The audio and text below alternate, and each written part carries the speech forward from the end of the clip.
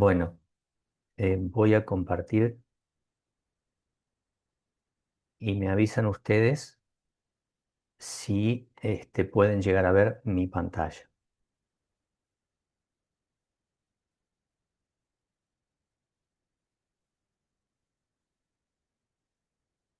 Perfecto, profesor. Perfecto. ¿Se ve bien? Me llamo Eduardo. Este, bueno, vamos a comenzar entonces. Les agradezco realmente el tiempo y la oportunidad de reunirnos para comenzar a transitar un camino, ya lo vamos a ver sobre lo que es la gestión de proyectos. Es un tema complejo, es un tema al cual vamos a enfrentarnos en nuestra vida profesional normalmente en alguna fase de nuestro trabajo y de que a veces poco se conoce, poco se sabe cómo encararlo. Y lo que vamos a tratar de ver en estas 4 charlas que vamos a tener son los fundamentos, el lenguaje básico con el cual vamos a enfrentar una situación de proyectos. Ya lo vamos a ver un poquito más adelante, pero hay distintos métodos de trabajar un proyecto dependiendo las circunstancias, dependiendo el tipo de proyectos, dependiendo las herramientas que tengamos. Últimamente hay un auge del uso de la inteligencia artificial en todos nuestros trabajos, especialmente en la gestión de proyectos, pero necesitamos para poder encarar cualquier tipo de situación, cualquier tipo de tecnología, cualquier tipo de herramienta, una serie de conceptos básicos de tal manera de saber preguntar el problema, saber entender el problema que tenemos, saber evaluar las soluciones que nos presenta cualquier tipo de herramienta, etcétera, etcétera. Estos conceptos básicos que vamos a ir viendo durante todo este tiempo, durante estas 4 reuniones, son aplicables a cualquier tipo de proyecto, en mayor o en menor medida. En algunos casos, y lo vamos a ver con algunos ejemplos, estos conceptos se aplican en forma completa. En algunos casos de proyectos de menor envergadura, uno tiene que tener la capacidad de filtrar cuáles son las herramientas que vamos a usar y cuáles no. Pero la única forma de tener conciencia de cuáles herramientas necesito, cómo preguntar, cómo consultar, cómo usarlas, es tener en claro los conceptos básicos. De eso se trata esta reunión, de ir entendiendo entre todos cuáles son las ideas básicas que nosotros necesitamos tener bien presentes para poder encarar una iniciativa. Me ha pasado, inclusive, miren, yo soy parte del PMI, que es una organización internacional que se dedica a la gestión de proyectos. PMI quiere decir Project Management Institute. Y el PMI últimamente está haciendo mucho hincapié en el uso de la inteligencia artificial para la gestión de proyectos, pero fundamentalmente está tratando de consolidar para cada uno de los project management, los gerentes de proyecto, el prompting, o sea, cómo preguntar, cómo interactuar con la inteligencia artificial y las herramientas. Si uno no sabe preguntar bien, si uno no sabe indicar bien cuál es su problema, el resultado o bien es genérico o es equivocado. Entonces, para poder hacer ese tipo de trabajos, necesitamos volver a las ideas básicas, volver a los conceptos, y de eso se trata. ¿Quién soy? Me llamo Eduardo Malet, soy ingeniero químico y trabajé más o menos 30 años en la refinería Axion, lo que era eso, aquí en la ciudad de Campana, en provincia de Buenos Aires. Estuve, Tuve asignaciones en el exterior, viví en Houston un tiempo, en otros lados también, y fundamentalmente me dediqué en la primera parte de mi carrera a lo que es los procesos de la refinería como ingeniero de procesos y luego fui metiéndome en la organización a manejar los proyectos de la refinería. Entonces, tuvimos y sufrimos en carne propia todo lo que vamos a ir viendo ahora. Entonces, puedo también transmitirle, y lo vamos a ver también con algunos ejemplos, la experiencia que nosotros hemos vivido en una unidad de negocios muy grande como es una refinería de petróleo, pero también puede ser aplicable a cualquier tipo de industria o de organización. Insisto, si necesitan en algún momento levantar la mano, preguntar, generar una charla, estamos para eso. Somos todos iguales. Bien, esta es la primera clase, la primera reunión. Vamos a ver cuatro y vamos a tratar de sacarle el jugo a cada una de ellas fundamentalmente con algunos ejemplos. ¿Qué vamos a ver en este curso? ¿Qué vamos a ver? Vamos a ver un camino y vamos a ir transitando ese camino a medida que nos vayamos conociendo, a medida que vayamos conversando. Sí, David, decime. Disculpe, bro.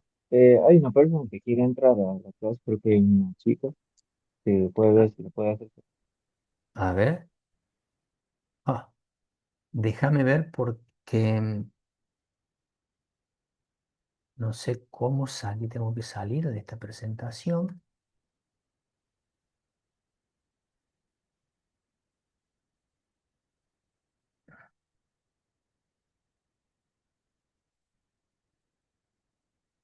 Déjame ver dónde entro para aquí. Participantes. Admitir.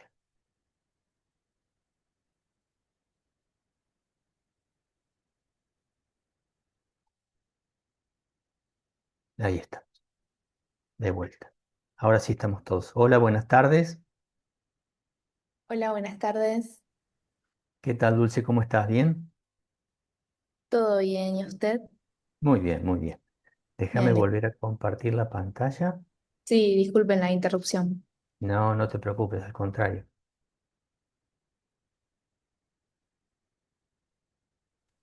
Bien. Buenas tardes. Disculpe, profe, por la tardanza. Hola, Araceli, ¿cómo te va? ¿Bien? Bien, muy bien. Estaba intentando descargar el Meet que no lo tenía. Ah, ok. Em, ok, avísenme cuando vuelvan a ver mi pantalla. Ya se ve. Ok, bien. Ahora los perdí a todos, no sé por qué, pero bueno, no importa. Este, les decía, ¿qué vamos a ver en este curso? No, pero yo necesito verlos a ustedes, ahora sí. ¿Qué vamos a ver en este curso? Les decía, un camino. Y vamos a ir transitando ese camino juntos.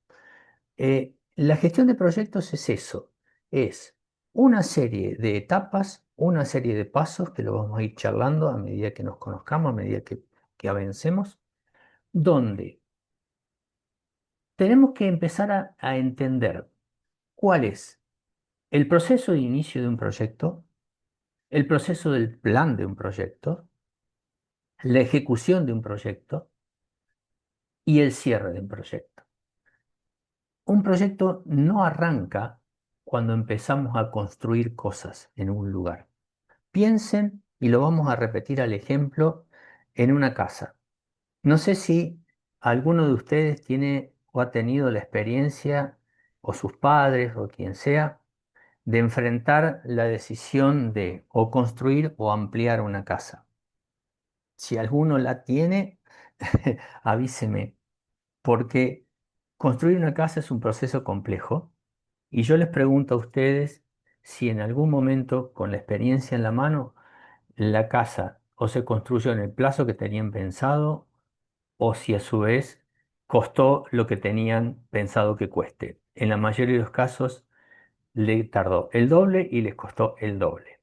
¿Por qué? Porque uno arranca a veces queriendo construir ya algunas cosas y se olvida de que un proyecto necesita un proceso de planificación muy largo para que las cosas salgan bien. La vamos a ir viendo en estos tiempos. Pero el día de hoy vamos a focalizarnos en esta puntita que está acá abajo del gráfico, que es la idea. Antes de arrancar un proyecto, la pregunta que nos hacemos es, ¿cómo seleccionar un proyecto? ¿Cómo hacemos para dentro de todas las necesidades que tenemos, elegir las mejores? Eh, es una cuestión económica, es una cuestión de usar los recursos que tenemos al, al mejor nivel que podamos usar. Entonces, lo primero que vamos a charlar hoy no es meternos de lleno en este camino de manejar un proyecto, sino preguntarnos primero, ¿cómo elijo un proyecto? ¿Cómo hacen las organizaciones para seleccionar los proyectos que tiene que desarrollar? Si han tenido alguna experiencia en cualquier industria, van a encontrar de que, y me ha pasado como gerente de proyecto, que me golpean la puerta todo el tiempo y todos los sectores de esa organización dicen, yo necesito esto, yo necesito esto, yo necesito esto otro, para dentro de 6 meses, para el año que viene, para el presupuesto del año que viene, lo necesito. ¿Cómo hacemos para filtrar y seleccionar lo que hay que hacer o lo que no hay que hacer en función de las limitaciones que tenemos? Entonces, nos vamos a dedicar primero a esta idea. ¿Cómo hacer para avanzar en un proceso de selección de proyectos? Los cursos de gestión de proyectos que andan dando vuelta por ahí de cualquier tipo de metodología presuponen ya esto. Entonces, arrancan directamente con que ya tienen un proyecto listo, vamos a hacerlo. Pero lo que nos duele normalmente como profesionales es esta primera parte. ¿Cómo hacer un proceso de selección? ¿Cómo organizar un proceso de selección de tal manera que sea útil? Ustedes como ingenieros industriales, como ingenieros químicos o la profesión que vayan a desarrollar en un futuro, van a tener que en algún momento preguntarse cuál es la mejor forma de elegir proyectos. Entonces, dependiendo del tipo de organización, uno selecciona, uno tiene ciertos mecanismos de selección. Por ejemplo, para identificar la oportunidad con la que tenemos que avanzar, luego para hacer el análisis del resultado que yo espero de ese proyecto futuro, o para validarlo y para decir, bueno, esto lo voy a hacer. Hay empresas que son unipersonales, hay empresas que son una sola persona, es el dueño, es el que va a hacer todo, y termina diciendo, ok, lo voy a hacer por gusto, por oportunidad, porque me parece, porque lo tengo que hacer o porque me lo imponen hacer. Yo tengo que hacer esto porque hay una ley nueva, que tengo que hacer esto, o lo que sea. Me siento, dialogo con mi propio sistema que he creado para manejar mi propia empresa y digo, este proyecto lo voy a llevar adelante, este proyecto no lo voy a llevar adelante. Selecciono en función de mi necesidad o de mi gusto o de algún requerimiento externo. Una pyme, que es una organización compleja, pero no tanto, es más chica, tiene una mesa chica de trabajo donde está normalmente el dueño y algunos empleados de cierta jerarquía, de cierto nivel, donde se reúnen y dirigen la empresa. Entonces, la selección de proyecto en una pequeña y mediana empresa se da a veces por decisión de ese grupo de individuos que tiene frente a sí el mercado y dice, tenemos que ir hacia este lado, hacia este camino, tenemos que hacer esto, tenemos que invertir acá, tenemos que invertir allá, o también hay una necesidad externa que me impone hacer un proyecto y me tengo que adecuar a ese requerimiento, ¿no? Se genera una discusión interna de mesa chica, tomo la decisión y eventualmente el dueño, si hay alguna discrepancia, es el que levanta la mano y dice, vamos para este lado. Eso normalmente es lo que pasa en la mayoría de las empresas de Argentina. Pero están las otras organizaciones, las organizaciones más complejas, una refinería, otro tipo de industria, donde no hay un dueño visible, hay un directorio, ese directorio controla las inversiones y lo demás, pero generan o existe un mecanismo formal de selección de proyectos. Eso es lo que vamos a ir viendo nosotros. Ese mecanismo formal tiene un proceso de evaluación interna, normalmente a través de ciertos indicadores económicos o ciertas adecuaciones a ciertos requerimientos, y hay un proceso formal de selección, de aprobación y de planificación de ese proyecto. Nosotros vamos a transitar este último camino. Ahora, Si en este último camino ustedes encuentran herramientas valiosas que sirven para que en una industria más chica ese proceso de selección no sea tan sanguíneo, no sea tan estomacal, no se haga en forma tan personal, entonces bienvenido sea porque van a encontrar un método de selección un poco más racional aplicable a sus características. ¿Sí? Este slide, esto que estamos viendo ahora, vamos a ir y venir varias veces sobre este esquema. Esto es la vida de un proyecto. Cuando uno tiene una necesidad, y es lo que estamos viendo en esa flecha, ¿se acuerdan que vimos al principio donde estaba la lamparita ahí abajo? Esa es la necesidad. Cuando uno tiene una necesidad, necesita hacer una especie de filtro conceptual. Vamos a un ejemplo. Suponiendo que yo trabajo en la refinería, ¿no? Esto es Refi Training, por lo tanto algunos ejemplos van a ser orientados a lo que es la refinación. Yo tengo un problema en mi refinería, o un problema, o una situación de negocios, donde de golpe y porrazo el mercado necesita más, por decir así, gasoil, o combustible de aviación, o nafta. Ok, el mercado me requiere eso, la refinería va a producir más. Al producir más, voy a necesitar más volumen de almacenamiento. Entonces, yo tengo, o algunos sectores me van a decir a mí, como gerente de proyecto, mira, necesito más volumen de almacenamiento. No me dicen cuál es lo que yo tengo que hacer para lograr ese mayor volumen de almacenamiento. El problema existe. Entonces, yo tengo primero que generar un filtro conceptual para saber si realmente el problema es de ese volumen de almacenamiento. Una vez definido el caso de negocios, lo necesito, genero una serie de alternativas. Entonces, ¿yo necesito más volumen? Sí. ¿Cómo puedo lograrlo? Puedo alquilar tanques al vecino. Puedo reasignar tanques en la refinería, sacar este tanque de servicio, ponerlo al servicio de lo nuevo, o puedo construir un tanque nuevo. Siempre uno tiene que pensar cuáles son todas las alternativas que tengo para llevar adelante mi idea. Si yo necesito una vivienda, me tengo que plantear cuáles son las alternativas posibles que yo tengo. O alquilo, o compro, o construyo nuevo o compro hecho, pero siempre va a haber alternativas, no hay una sola. A veces los distintos sectores de las organizaciones presuponen que la alternativa que piensan es la mejor, entonces quieren imponer una línea de trabajo, pero uno como gerente de proyecto tiene que tener la suficiente distancia como para entrar en un filtro y decir, vamos a analizar todas las alternativas que tenemos para lograr la solución al negocio que se nos está presentando.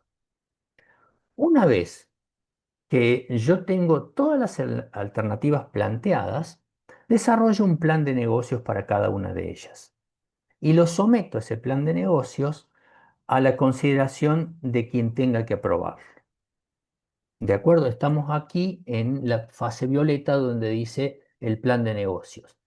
Ese proceso de iniciación se llama normalmente FEL 1, en este caso, si lo ven ahí arriba. FEL significa Front End Loading, FEL.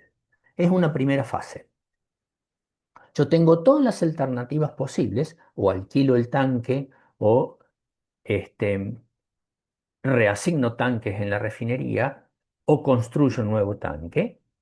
Y para cada una de esas alternativas, yo tengo que tener pensado, al menos como mínimo, cuánto me va a costar esa alternativa, cuánto tiempo me puede llevar esa alternativa, porque tengo que seleccionar la mejor. Ahora, yo no tengo desarrollado ninguna idea, yo no tengo desarrollada ninguna ingeniería, yo no tengo hecho nada, pero tengo que saber cómo calcular un costo y un tiempo, especialmente un costo para esa alternativa.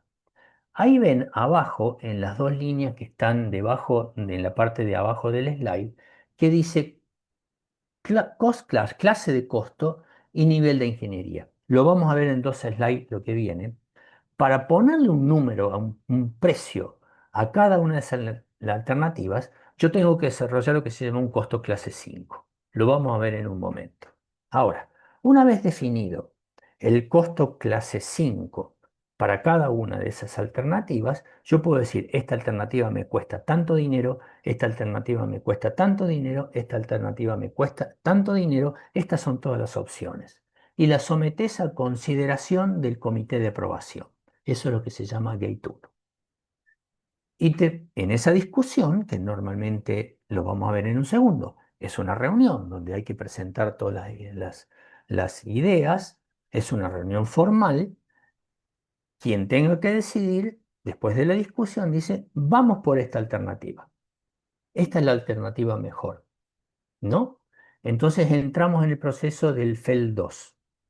Ahí presento las alternativas y en un proceso de Gate 2 selecciono cuál es la mejor y ahí tengo que tenerlas con un costo un poco más preciso.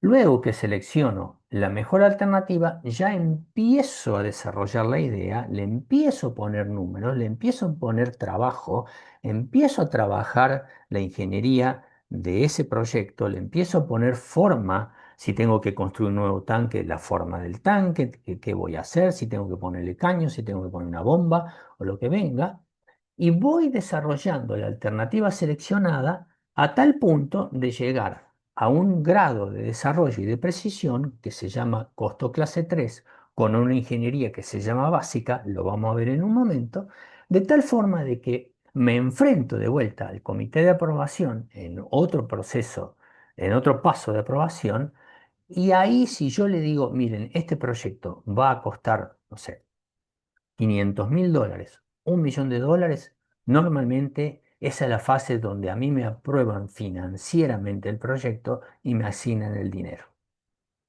Y cuando me asignaron el dinero, ya empiezo la fase real del proyecto, empiezo a construir cosas en campo, que es lo que todo el mundo está esperando desde hace no sé cuánto tiempo. Y me acuerdo una vez, me dijo una señora de la parte de finanzas de la refinería, ustedes en proyecto hace un año que están pensando con esto y yo todavía no vi un solo caño puesto en la refinería. Sí, era cierto. No viste un solo caño, pero hace un año que venimos haciendo planes, costos, encontrando precios, haciendo los planos de ingeniería, etcétera, etcétera. Es como el dueño de una casa dice, yo hace no sé cuánto que estoy pensando, averiguando precios, haciendo los planos de la casa, las aprobaciones municipales, lo que sea, pero todavía no puse un solo ladrillo en el terreno. Es cierto. Pero para poner el primer ladrillo tenés que tener un montón de cosas resueltas antes que las hiciste en papel. Sin ese montón de cosas no te va a salir bien, ni tu casa, ni el tanque que estamos queriendo hacer. Pasamos a la parte de ejecución, que para el gerente de proyectos quizá les diría es un poco más suave que todas las planificaciones anteriores, y normalmente se la asigna a una empresa que construye, que se llama EPC, como está ahí expresado. EPC, Engineering, Purchasing, Construction. Compra, e ingeniería, compra y ejecución. Normalmente hay empresas que son expertas en esto y se dedican a la construcción de un proyecto ya desarrollado. Ahora, si el proyecto no tiene todos los detalles, este PC o va a estar perdido o va a empezar a cobrarnos por adicionales por hacer cosas que no estaban definidas. Por lo tanto, el proceso de planificación que tenemos que tener previo es extremadamente importante. Tenemos una fase de control que a medida de que nosotros vamos construyendo y vamos trabajando, tenemos que hacer un feedback permanente a nuestro trabajo para saber si lo que estamos haciendo está bien y saber cómo tenemos que hacer para corregir las cosas que encontramos no están bien hechas. Lo vamos a ver más adelante porque hay un proceso de gestión de cambios que hay que tener presente. Y al final, y al final están los procesos de cierre. Una vez construido algo y listo para poder operar, el gerente de proyecto tiene que seguir trabajando. Yo tengo un amigo que trabajó conmigo muchos años en gestión de proyectos que me decía que los proyectos no se cierran, se abandonan. ¿Qué quiere decir eso? Que cuando está todo construido y está todo en marcha y todo lindo y listo y pintadito, el grupo de proyectos se desarma y la última fase del proyecto queda a la deriva. Y esa última fase, como gerente de proyecto, uno tiene que saber cerrarla bien. ¿Qué significa? Hay que hacer cierres contables del proyecto, hay que cerrar todo lo que es la documentación del proyecto y hay que saber entregar el proyecto a sus futuros dueños, que son los usuarios. Entonces, cada uno de nosotros 15 que estamos aquí, 16 que estamos aquí, tiene que ser consciente que como gerente de proyecto mi responsabilidad es de punta a punta, desde el momento en que me asignan el proyecto hasta el momento que entrego el proyecto ya listo y terminado. ¿De acuerdo? Vamos a ir volviendo sobre esto. Hay algunos puntos, especialmente en proyectos grandes, donde uno hacer distinto tipo de revisiones, checkpoints. Uno, ustedes como gerente de proyecto van a definir, en este punto yo quiero hacer una revisión, en este punto yo quiero hacer una revisión, en este punto yo quiero hacer una revisión. Por ejemplo, antes de asignar un gran contrato de ejecución, yo quiero parar un momento y quiero hacer una revisión de ese contrato. Antes de poner en marcha, yo quiero parar un momento y revisar que todo esté bien antes de poner en marcha. Y así. Y si no soy capaz, porque no tengo el equipo suficiente para generar ese tipo de revisiones, puedo hasta contratar o juntar un equipo externo que haga una revisión independiente. Los grandes proyectos, los proyectos enormes, a veces el directorio de la refinería de por sí contrata un Independent Project Review, un IPR, de tal manera de garantizarse ellos de que el project manager, el gerente de proyecto y el grupo haya hecho bien las cosas antes de dar el visto bueno para seguir adelante. ¿De acuerdo? Esto es un poco el proceso de trabajo de cualquier proyecto. A las 8 vamos a hacer un pequeño corte para poder descansar un poco, que ustedes descansen un poco de mí también. Cuando hablamos de costos, ¿se acuerdan en esa fase, en esa línea? Hablamos de costos clase 5, 4, 3, 2 y 1. No es cualquier cosa. Hay una organización en Estados Unidos que se llama Cost Association, o sea, es una organización de ingenieros que trabajan solamente en costo, nada más. O sea, enseñan a calcular costos de proyecto. Y tienen desde hace muchos años una tabla, la American Association de Cost Engineers, tienen una tabla que es muy conocida en todo el mundo por la cual nos regimos, donde definen 5 tipos de costos, desde el clase 5 al clase 1. Ustedes tienen esta presentación, así que les pido que esta presentación la tengan como algunas herramientas de este tipo de cosas para después volver sobre esto. Cuando hablamos de un costo clase 5, estamos hablando del costo que hay que aplicar al screening, al principio. Y ese costo se realiza cuando el proyecto está realmente al inicio, donde la definición del proyecto es entre un 0% o un 2%. Ya tengo la idea, no tengo el proyecto. Ahora, ¿cómo asigno un costo cuando tengo una idea, no tengo un proyecto? Se hace normalmente por parámetros, parametrizando. Si yo quiero un volumen de almacenamiento de 1000 metros cúbicos, yo sé que el estándar de la industria, no sé, son $100.000 por metro cúbico. Listo. Multiplico el volumen que necesito por el estándar de la industria y tengo más o menos el costo del proyecto que me va a salir. Nosotros en refinería, por ejemplo, teníamos un costo más o menos, clase 5, por metro de caño que íbamos a poner. Entonces yo quiero poner un caño que va de acá para allá y eso de acá para allá son 20 metros. Si yo digo que el costo de mi caño son $1.000 el metro, son 20 metros, me va a costar $20.000. ¿Tengo el proyecto? No lo tengo. ¿Tengo el plano? No lo tengo. Pero más o menos tengo esta idea. Y la precisión del costo, si ustedes se fijan en la tabla, va de un -50 a un más 100% de error o de precisión. Con eso me basta. Quiere decir que si yo defino que un proyecto puede costar $100.000, en realidad puede costar $200.000 o $50.000. Y si yo tengo que hacer un análisis económico sobre el costo de este proyecto en esta etapa, lo tengo que hacer en el promedio, en esos 100.000, sobre los 200.000 del tope superior y sobre los 50.000 del tope inferior, porque me puede costar cualquier cosa. Pero yo por lo menos tengo la capacidad de entregar un número en una fase de filtro del proyecto.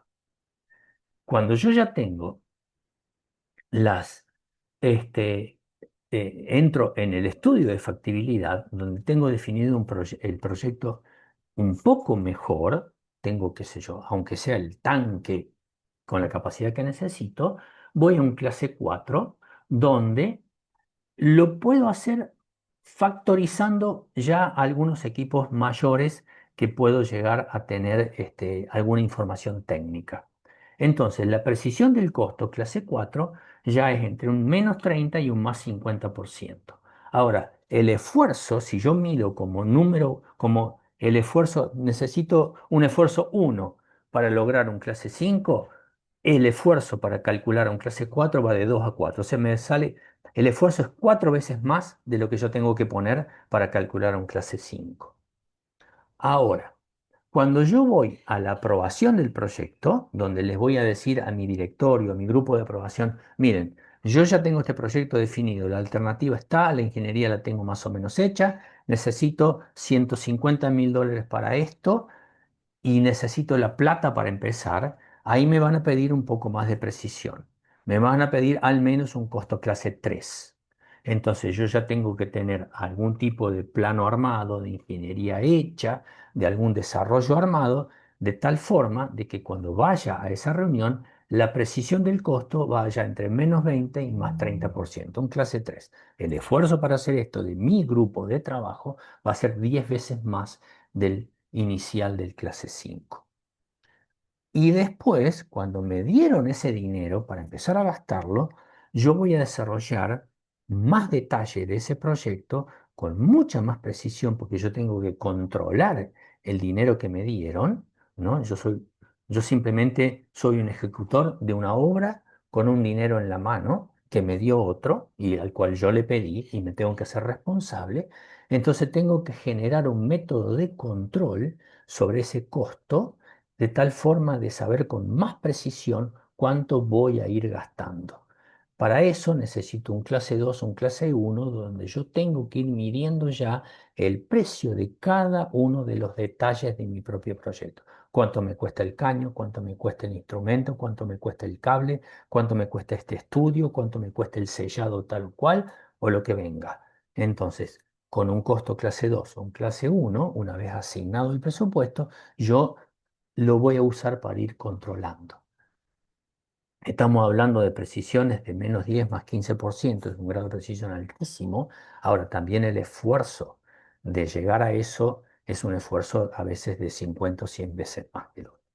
Pero mi idea es de presentarles en este momento conceptualmente qué significa un costo clase 5, 4, 3 o 1 en esa flecha de desarrollo de proyecto. Y ojo, estamos hablando de planificación previo a cualquier ejecución. ¿Sí? Habíamos dicho, y vuelvo, perdónenme, a este gráfico, que para aprobar un proyecto yo tengo que ir pasando por determinadas etapas. O sea, ¿por qué? Yo no puedo aprobar un proyecto o presentar a la organización, vamos a decirlo bien, no puedo presentar a la organización una idea o un proyecto cuando ya lo tengo totalmente desarrollado. Gasté en ingeniería de detalle, gasté en costos, eh, puse personal a trabajar, etcétera, etcétera. Hice un mundo y ya tengo un montón de cosas armadas y de golpe porrazo me dicen, ¿sabes qué? No, este proyecto no lo vamos a hacer. Y todo lo que gasté y es costo hundido, vas a tener que mandarlo a pérdida. Entonces yo le hice gastar a la organización de un solo saque un montón de dinero porque no fui presentando una serie de etapas de aprobación de tal manera de que me vayan aprobando de a poco. Entonces yo tengo en este tipo de trabajo, y estamos hablando de métodos de gestión de proyectos serios, especialmente en proyectos de construcción, donde cuando yo tengo la idea y tengo un costo un poco, un clase 5 con cierto grado de precisión, la presento. Voy a un gate uno y digo, muchachos, señores del directorio, tengo esta idea, la organización necesita esto. ¿Vamos o no vamos adelante? Te pueden hacer algunas preguntas, se evalúa y se aprueba. Entonces yo ya tengo un primer respaldo. Luego desarrollo la idea, desarrollo algún concepto, le pongo un poco más de trabajo, pongo un costo clase 2 en el medio, voy a una segunda aprobación y le digo, miren, de la idea inicial, de todas las alternativas que tengo, aquí está la mejor. Cuesta tanto. ¿Vamos para adelante o no? Se decide, se evalúa, se piensa y te dicen, sí, vamos para adelante. O te pueden decir, no, listo. Entonces, gasté poco, no hice todo el trabajo. Mi esfuerzo fue bueno y a la organización le salvé dinero y tiempo. Ahora, cuando me dieron el ok, ya hago todo el detalle, etcétera, etcétera, y le voy a presentar en otra etapa de aprobación el costo más preciso, con alguna ingeniería hecha, etcétera, etcétera, y les digo, esta es la idea, necesito la plata. Y ahí te dicen, sí, te pueden decir, no, mira, cambiaron algunas circunstancias desde la primera aprobación y la segunda, no vamos a seguir adelante. Pero yo ya tengo un camino de respaldo hecho.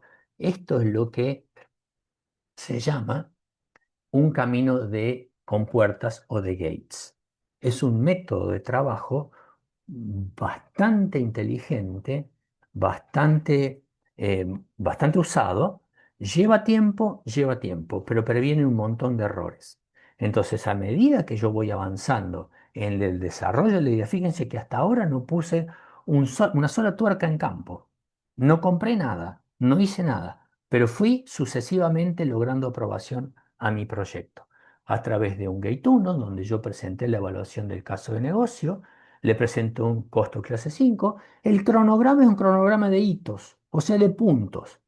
En tal fecha voy a lograr tener esto en marcha, en tal fecha te lo voy a entregar. Nada más. Y te dicen sí o no a esa alternativa. Cuando la desarrollé, voy a un Gate 2, entonces selecciono entre las alternativas viables, voy con un clase 4 o un clase 3, un cronograma de nivel 1, o sea, con algunas cosas muy generales, y ahí me aprueban la alternativa.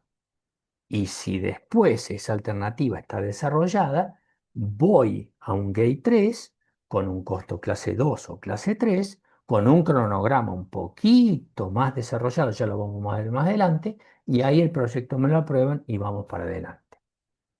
¿De acuerdo? Son conceptos. Entonces, estamos hablando de que para determinadas etapas del proyecto, en la parte de FEL 1, FEL 2, FEL 3 y la ejecución y el control, yo tengo distintos tipos de costo, el clase 5, el 4, el 3, el 2 y el 1, y las bandas azules son los grados de precisión con que yo tengo el costo. Fíjense en la barra, en la vertical izquierda del clase 5, habíamos dicho que podemos ir entre un 100 y un 30% de error en la parte superior y entre un -50 y un menos 20% de error en la tabla aquella de la Asociación Americana de Ingenieros de Costos. Entonces, esto es simplemente una manera gráfica de ver ese tipo de precisión de costos que yo voy a tener que tener en cuenta. Insisto, estamos todavía en la fase de idea. ¿Qué son los entregables de un proyecto? O sea, cuando yo me siento a pensar un proyecto en cada una de las etapas, yo tengo que pensar, che, ¿qué documentación, qué trabajos yo voy a tener que ir desarrollando para superar la parte de FEL 1, la parte de FEL 2, la parte de FEL 3, la construcción y el cierre? ¿Qué cosas voy a tener que hacer? ¿Cómo voy a empezar a pensar para luego planificar mi proyecto? Me junto con mi equipo y digo, che, y bueno, ¿qué documentos, qué trabajos, ¿Qué cosas necesito? En algunas organizaciones, eso es un ROMA. Voy a tratar de abrirlo a ver si lo puedo compartir con ustedes. Y si no, ustedes me avisan si lo ven. ¿Ven un Excel? Sí, profe. Bueno, ¿Sí? Ok. Miren, esto es una herramienta que yo tenía en mi trabajo. Nosotros habíamos definido cuáles son los entregables máximos que podíamos tener para cada. Yo esto después voy a armar un pequeño paquetito de información y se los paso a todos de tal forma que lo tengan ustedes también para simplemente de curiosidad. Habíamos definido cuáles son todos los entregables. Se llaman entregables aquellas cosas que yo necesito desarrollar en cada una de las etapas. ¿Cuáles son los entregables que yo necesito para cada una de las etapas? Por ejemplo, en la parte de FEL1, todos los entregables posibles que podría llegar a desarrollar son estos que están acá, ¿no? ¿Cuál es el plan de asuntos públicos? ¿Cuáles los problemas comerciales que puedo llegar a tener? Definirlos. ¿Cuál es el plan de apropiación? ¿Cuál es la estructura de gente que voy a necesitar para el proyecto? Fíjense, el schedule nivel 1, la estimación de costo clase 5, la ingeniería de visualización. Después vamos a volver sobre estas partecitas grises. Ahora, la pregunta es, ¿para todos los proyectos voy a tener que desarrollar todo esto? No será mucho, no será mucho. La respuesta es sí.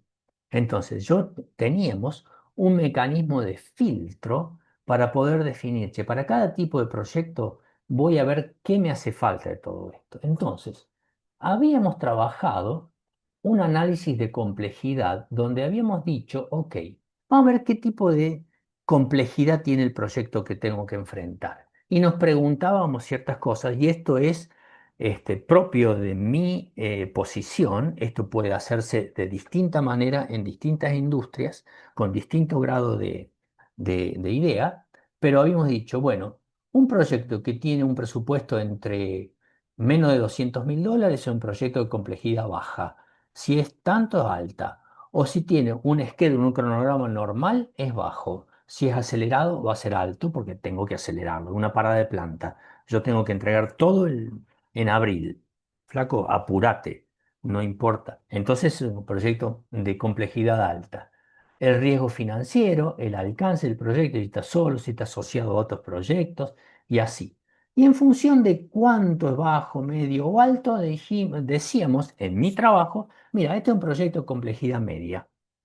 Y en función si era de complejidad alta, media o baja, y en función de la inversión, habíamos definido, estamos hablando de mi sector, y le estoy dando solamente un ejemplo, distintas clases de proyectos. Si un proyecto, por ejemplo, de complejidad muy alta y un proyecto de inversión de más de $500 millones, habíamos decidido que se iba a llamar proyecto clase 1. Clase 1 era una matriz de selección. Entonces, con esta matriz de selección, si era un proyecto clase 6, 5, 4, 3, 2, íbamos acá y acá teníamos los distintos tipos de proyectos. El 1, el 2, el 3, el 4, el 5 y el 6. Y habíamos definido celda por celda. Hacer esta matriz nos llevó un tiempito, pero después la usábamos siempre. Habíamos definido celda por celda si este entregable para este tipo de proyecto era un A, o sea, era un must. Lo teníamos que tener. Habíamos definido como B aquellas cosas que si el proyecto queríamos que saliera realmente bien, no era una necesidad absoluta, pero era realmente algo que nos gustaría tener. Le poníamos B. Sé si realmente era un nice to have, estaría bueno tenerlo, pero no es necesario, o un no aplicaba. Entonces, por ahí, si tenía un proyecto, qué sé yo, clase 4, y decíamos que queríamos únicamente tomar los A y los B, entonces filtrábamos y acá nos daba los A y los B. Entonces acotábamos los entregables que teníamos que desarrollar para cada una de las etapas. No hacíamos todo como una banda de locos, sino teníamos un proceso de selección de cuáles eran los entregables que teníamos que tener para cada uno de ese tipo de proyectos. ¿Me siguen? Estamos hablando entonces de que hay muchas herramientas que tenemos que ir ya empezando a poner en nuestra cartera para poder manejar un proyecto. Tipo de costo, proceso de selección de entregables, una idea general de cuál es la flecha, de cuáles son las etapas que voy a ir desarrollando para cada tipo de proyecto. No sé cómo volver de acá para la presentación. Creo que si cierro. ¿Volvimos? David, Sí, ¿lo estás profe. viendo? Sí. Sí, sí, sí. Ok, Volvimos. volvimos. Bueno, esa es la idea de un roadmap, ¿no? De un plan de ruta para decir, ahora, ¿se acuerdan que en el roadmap y volviendo para acá, teníamos distintos tipos de ingenierías? La de visualización, la conceptual, la básica y la básica extendida. Esto es muy de ingeniero químico, pero de todos modos sirve para cualquier tipo de trabajo.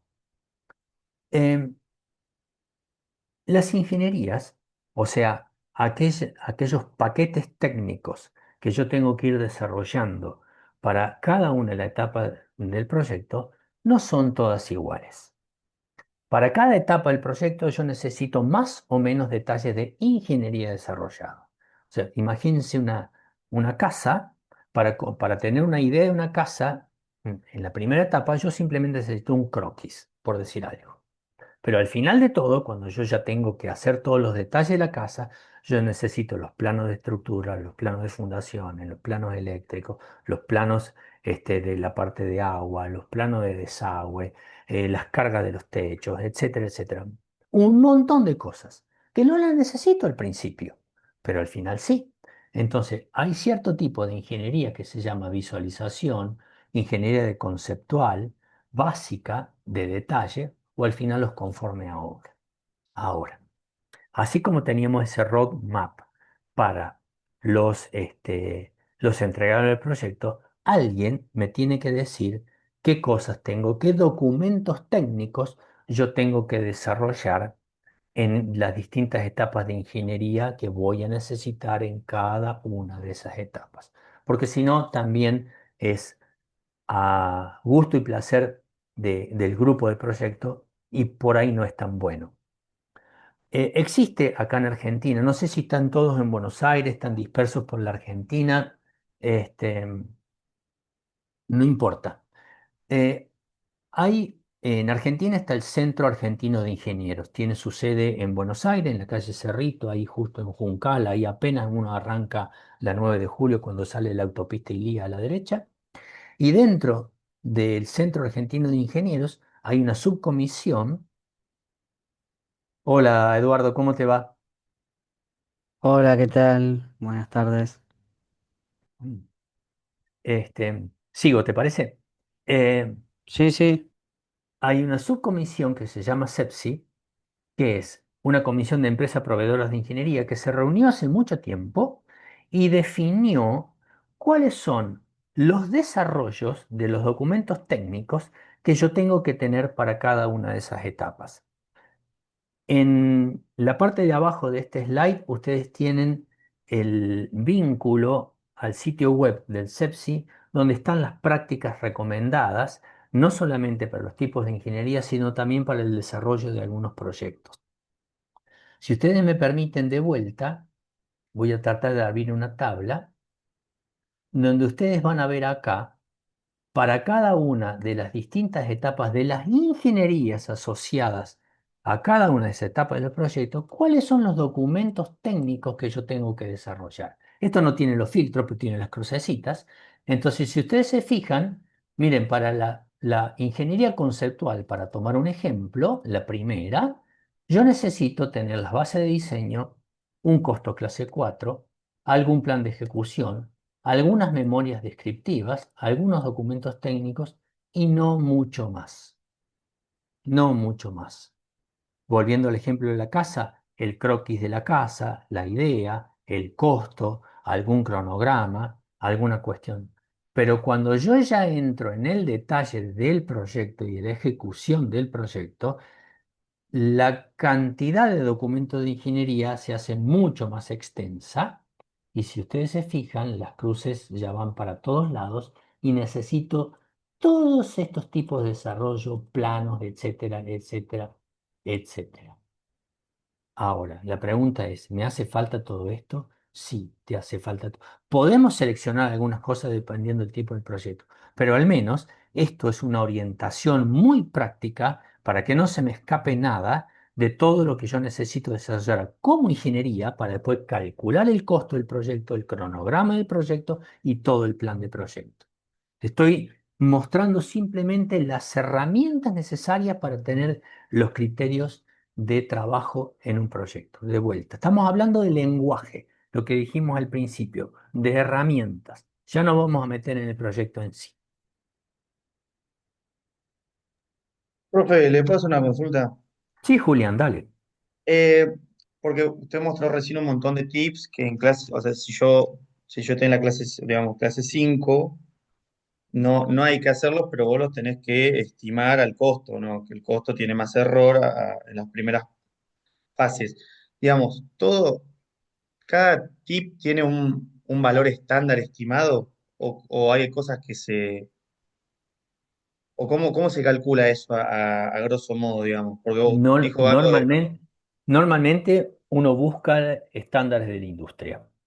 claro, Este, hay tablas o preguntas a alguien que lo haya hecho o vas a las... te doy un ejemplo de vuelta, el de la casa. Decir, quiero una casa. Ok, ¿cuánto tiene la casa? 100 metros cuadrados. Y vos sabés que el costo de la construcción en determinado lugar de la Argentina es $2.500 el metro cuadrado. 100 metros cuadrados te va a salir $250.000. Más 100 menos 50%. Punto.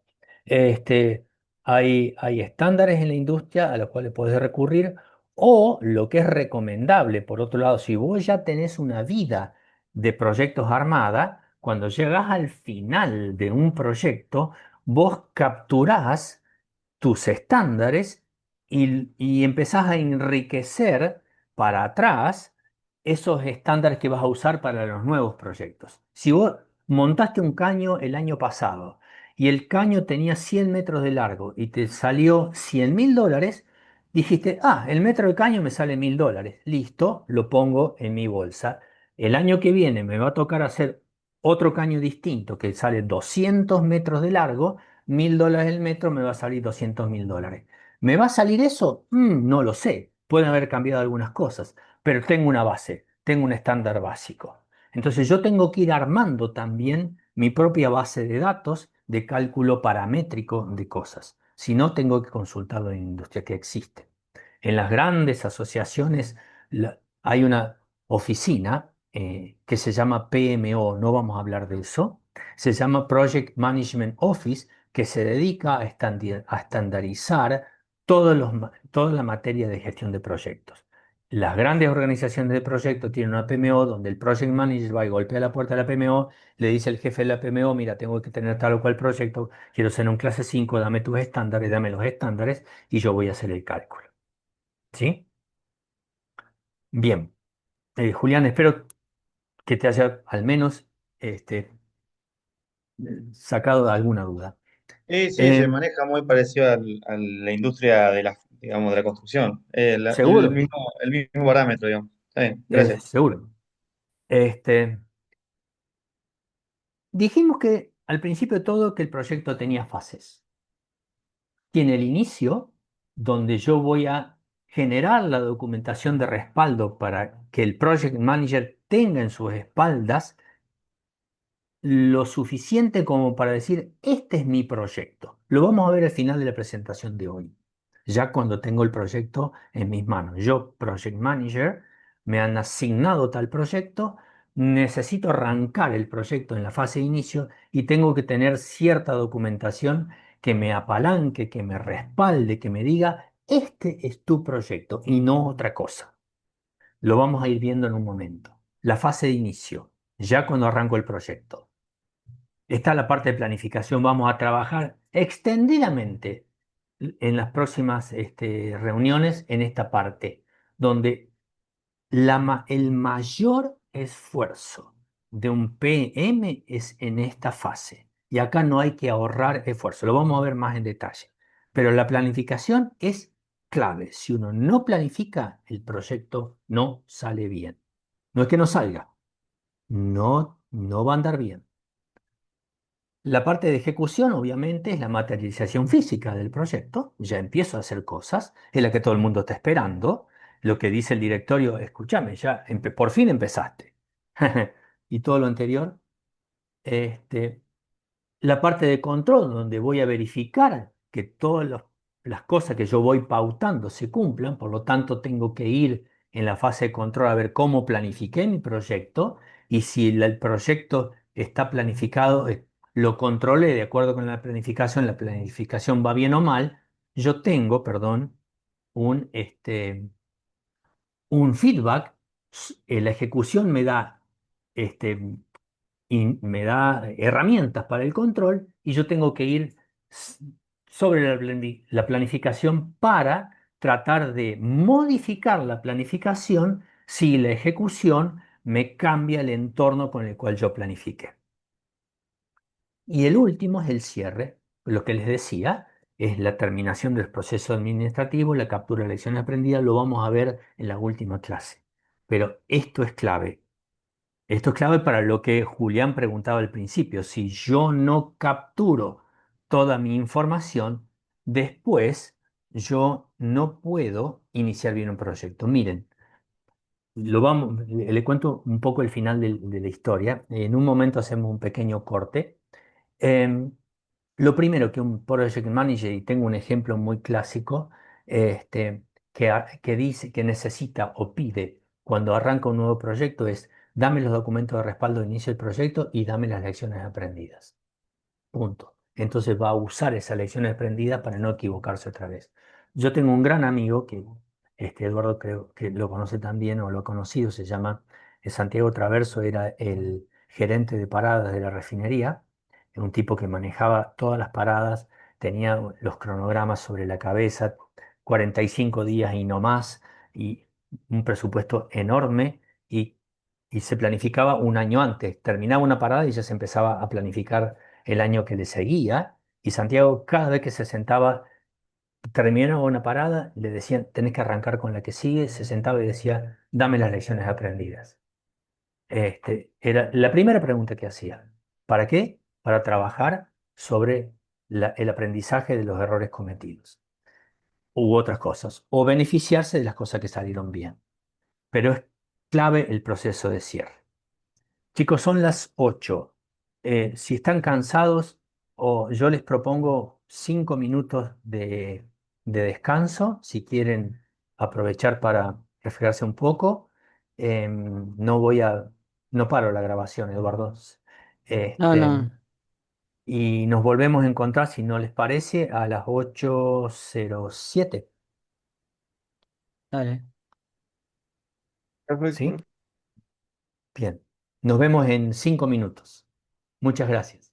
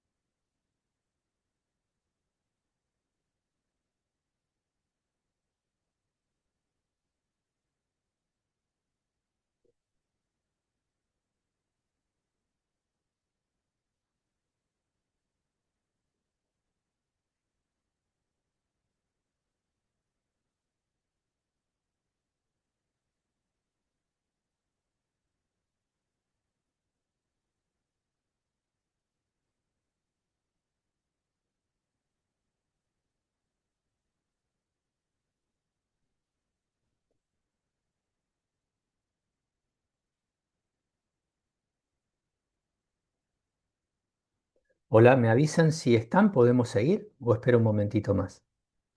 Sí, sí, yo Estamos, profe. por mí podemos Listo, seguir. arrancamos de vuelta.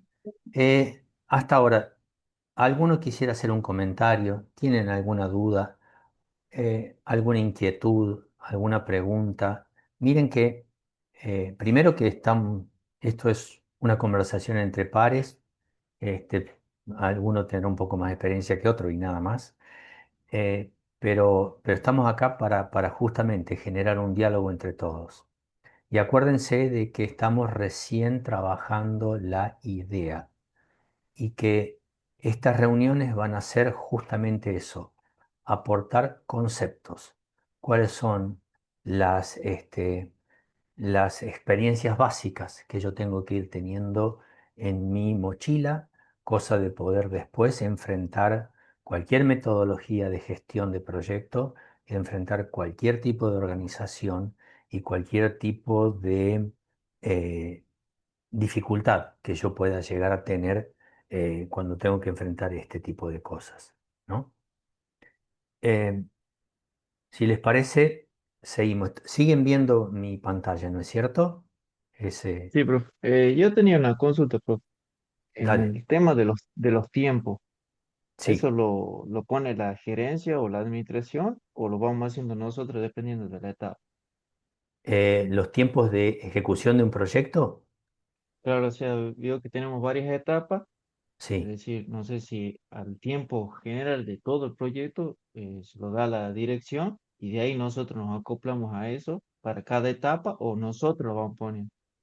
Mira, normalmente los proyectos tienen un tiempo que lo determina el negocio. Se- ¿Sí? O sea, si yo tengo, por ejemplo, que colocar un determinado producto en el mercado en determinada fecha del año, y yo tengo que colocar el producto en el mercado en esa fecha. Si yo tengo que, em, como dije hace un rato, generar proyectos para una parada de planta, y la parada de planta es entre marzo y abril del año que viene, mis proyectos van a tener que terminar en marzo y abril del año que viene. Em, Ahora, yo puedo llegar a tener flexibilidad si la necesidad del negocio me da esa flexibilidad, ¿sí? Eh, si no, me tengo que ajustar a determinados hitos que me marca el negocio. El negocio es el que marca la pauta.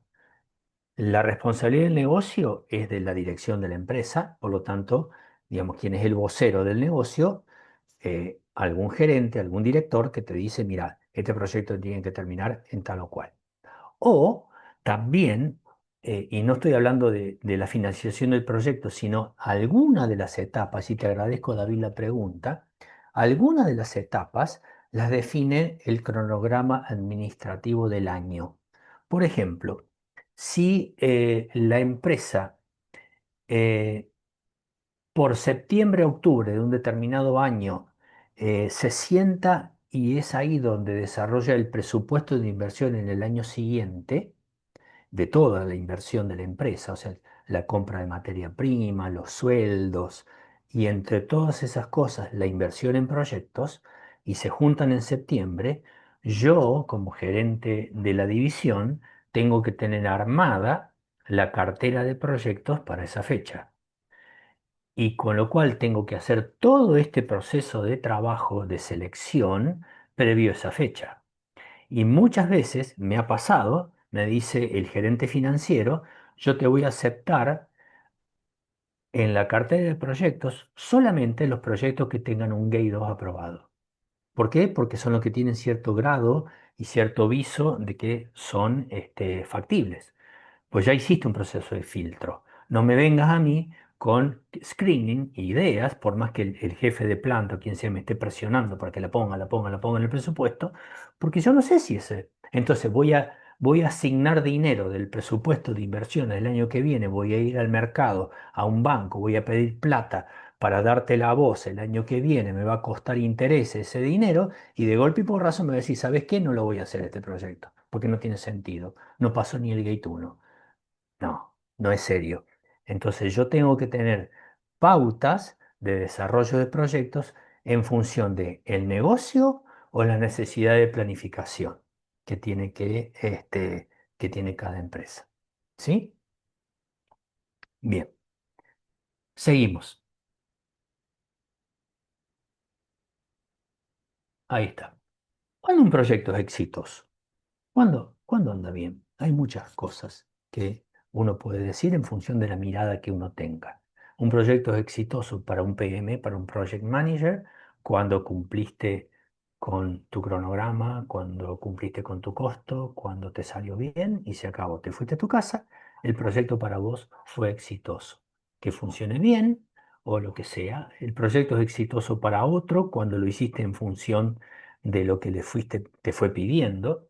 En algunos casos, especialmente en la parte de ingeniería y construcción, un proyecto es exitoso cuando cumple ciertas pautas, o sea, cuando está dentro de un porcentaje del costo de lo previsto, cuando el plazo más o menos anduvo dentro de ciertas pautas que uno plantea, cuando el funcionamiento es tal o cual que no existen fallas severas que te impidan.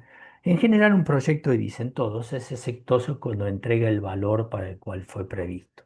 O sea, si en el caso del tanque, si yo tenía el valor de la capacidad de almacenamiento para poder afrontar un negocio, terminó el proyecto y la empresa tiene esa capacidad de almacenamiento que habíamos dicho que necesitábamos, el proyecto fue exitoso. Este, ¿No? Cumple el valor. ¿Qué significa cumplir el valor? No sobrevaloramos el proyecto, no le pusimos cosas de más, no hicimos cosas por si las dudas, no gastamos de más porque se le ocurrió al tipo. El que ya que estamos hagamos esta cosa, el ya que estamos no corre, lo vamos a ver en un momento. ¿Sí? O sea, ya que está, ¿por qué no me pones esto para que la cosa ande mejor? O yo tengo la idea el año que viene de hacer tal cosa. Ya que estamos, ponemos una bomba de más acá, ponemos un caño. No, no es el alcance. No, no te va a dar el valor que está previsto en este proyecto. Te lo dará otro, hace otro proyecto distinto, pero no me comprometas el valor de mi proyecto por necesidades potenciales futuras, que me hagas gastar más, comprometer el cronograma, comprometer el alcance, la calidad del proyecto, la gente. Tienes que tener muy en claro, el project manager, el gerente de proyecto, es custodio del valor del proyecto. ¿Cuáles son estas causas las vamos a ir volteando una por una? ¿Cuáles son las causas de falla en un proyecto o de fracaso? Primero, que tenga objetivos pocos claros o una definición difusa o antigua. Quiero una casa. Listo. ¿Y? Quiero una casa. No le decís cuántas habitaciones, cuántos baños, el garaje para cuántos autos, una planta, dos plantas, le quiero en este barrio, le quiero en este otro. Quiero una casa. Lo peor de todo, una indefinición.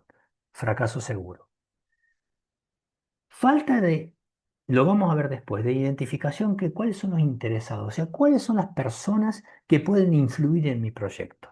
A veces no lo defino del todo y resulta que hay un tipo que está escondido en la organización que de golpe en la mitad del proyecto levanta la mano y te dice, no me preguntaron tal cosa, este proyecto no va.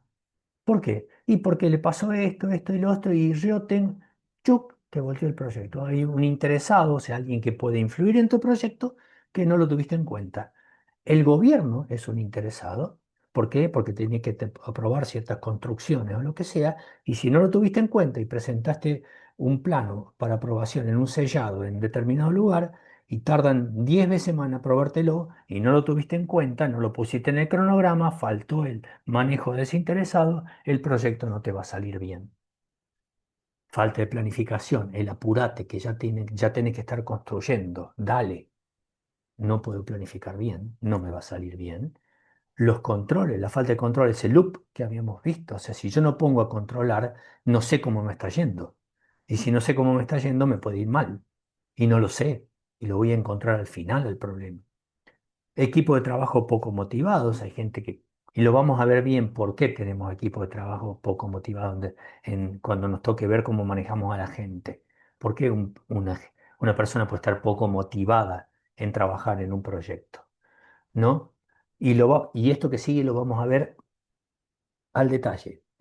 No identificamos los riesgos del proyecto. no los identificamos, no sabemos identificarlo. ¿Qué riesgo podemos llegar a tener? Ok, falta de esa identificación, no nos va a salir bien.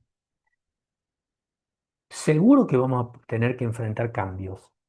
Y si enfrentamos los cambios a la Bartola, normalmente tampoco el proyecto va a andar bien. Ahora, si tenemos un proceso robusto de aprobación de los cambios, porque el cambio puede ser bueno. O sea, cambian las condiciones de comercio, cambian las condiciones de negocio, el proyecto tiene que cambiar un poco, aparece una nueva oportunidad, pero si yo tengo un proceso de selección y de identificación y de aprobación de ese cambio, listo. Podré ajustar el programa, el cronograma, ajustaré los costos, ajustaré la ingeniería o lo que venga, pero ya sé lo que tengo que hacer. Entonces lo manejo yo, no me maneja a mí el cambio. El ya que estamos, haceme tal cosa. A lo mejor el ya que estamos es válido, puede ser valioso para la organización. Ya que estamos, poneme un cañito más y una valvulita porque yo en un futuro puedo engancharme con un caño nuevo ahí. No me cuesta nada poner una válvula y un pedacito de caño, pero es un cambio. Si es válido para la organización, en buena hora lo hacemos y listo. Pero eso me va a afectar mi cronograma, mi costo. Si está todo el mundo de acuerdo, vamos para adelante y listo. Se acabó. Lo manejé yo al cambio, no otro. ¿No? Mala comunicación. El PMI dice que el 80% del trabajo de un gerente de proyecto es comunicar. Comunicar. No podés hacer un proyecto adentro de una caja negra. Todo el mundo tiene que saber en determinado nivel qué está pasando y tenés que definir un plan de comunicación de tal manera de que con cierta frecuencia definida de antemano y con qué tipo de datos vos vas a entregar, cómo vas a ir comunicando el proyecto. ¿Le interesa a un director de alto nivel si está cumpliendo el cronograma de detalle a la película o no? No. ¿Le interesa un cronograma de hitos donde vos sabés que el mes que viene vas a cumplir con este determinado hito? Quizás sí. ¿Es parte de ese proceso de comunicación, un proceso de comunicación general de la empresa? Puede ser, pero uno tiene que saber comunicar. Si está todo el mundo enterado, todo el mundo está contento y feliz, y nadie te va a levantar la mano al final y me dice, yo no sabía nada de esto, y te voltea una parte del proyecto. Comunicar siempre. No saber decir que no, lo vamos a ver en un momento. No, no, esto no.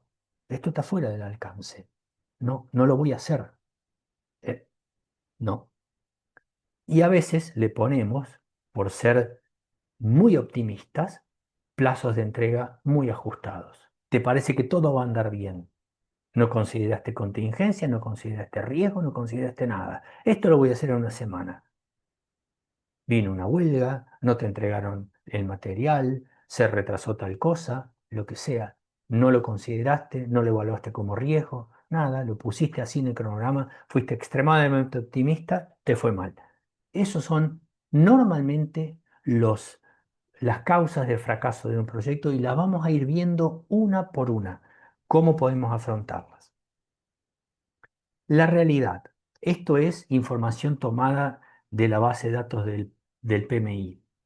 Normalmente, y especialmente en proyectos grandes, hay una tasa de éxito entre un 4 y un 5%. Fíjense, ¿eh? Estamos hablando de proyectos grandes, de proyectos con planificación, y aún así, cuando hablamos de éxito es que el alcance se dio, se cumplió el cronograma y se cumplió con el costo. Todo el triangulito de alcance, costo y plazo está perfecto. 4, 5, 10%. Y por más gestión de proyecto que uno haga, normalmente estamos en esa banda, con lo cual meter un proyecto en caja exige mucho esfuerzo y aún así uno tiene que tener la flexibilidad para entender de que puede escaparse de una banda de éxito, ¿no? En grandes proyectos de 1 billón, o sea, 1.000 millones de dólares, al menos hay una tasa de falla del 35%. O sea, hay 35 de cada 100 proyectos que no cumplen todo lo correcto. Se da. Para eso estamos acá, para entender cuáles son los mecanismos y las herramientas básicas de la gestión de tal manera de poder decir yo controlo. Yo veo, yo planifico, yo tengo todas las herramientas necesarias para que mi proyecto esté encarrilado y lo pueda volver a encarrilar si se va. Ahora, es un potro difícil de domar un proyecto, pero tenemos que tener las herramientas para hacerlo. Hay metodologías de trabajo.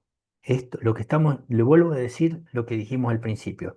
Lo que vamos a ver en estas 4 reuniones son las herramientas básicas para poder afrontar cualquier tipo de proyecto. Las metodologías que están por encima de lo que nosotros estamos trabajando son diversas.